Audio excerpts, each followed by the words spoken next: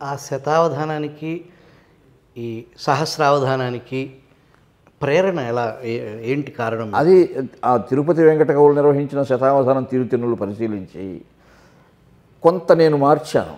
అప్పుడు వర్ణనలు సమస్యలపైనే ఎక్కువ వాళ్ళు ఆలోచన చూపించేవాళ్ళు. దత్తపదులు కూడా కలిపాను అందులో.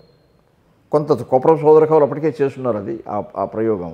నేను ఇంకా కొంత మెరుగులు దిద్ది 25 అంశాలు ఉండేట్టుగా పెట్టి శతావధానం రూపకల్పన ఇలా ఉంటే బాగుంటుంది అని ఇప్పటికి కూడా ఆ మార్గంలోనే సోదరులంతా కూడా తరువాత వాళ్ళ శతావధానం అలాగే చేస్తున్నారు. అలా శతావధానం చేయడము, శతావధానంలో పద్యాలు నేను ధారణ చేసినప్పుడు అప్పుడు కూడా నాకు అనిపించింది ఇంకా కూడా ఎక్కువ పద్యాలు ఉంటే మనం ధారణ చేయగలము అనేసి. అందుకని 1996లో నేను సహస్రావధానం చేశాను తిరుపతిలో. 1000 మంది పైగా పండితులు ఆసూలు తప్ప మిగతా పద్యాలని ధారణ చేసి చూపించడం అన్నీ జరిగింది. ఆ ప్రక్రియ ఆ తరువాత ఎంకే రాము గారు ఈ భాగ్యనగరంలో రసమయి అనే సంస్థ ద్వారా 2007లో పంచసహస్రావధానం 5000 ప్రశ్నలకి సమాధానం చెప్పడం.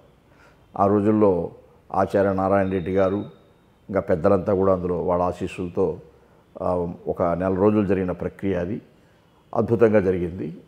ఆ కార్యక్రమం చూసి ఎంతో ముగ్ధులైనటువంటి ఆచార్య సి నారాయణ రెడ్డి గారు రాము గారితో, నిర్వాహకులతో ఎంకే రాము గారితో చర్చించి అపూర్వ పంచసహస్రావధాన సార్వభౌమ అనే బిరుద ప్రదానం కూడా నాకు నిర్వహించారు వారు.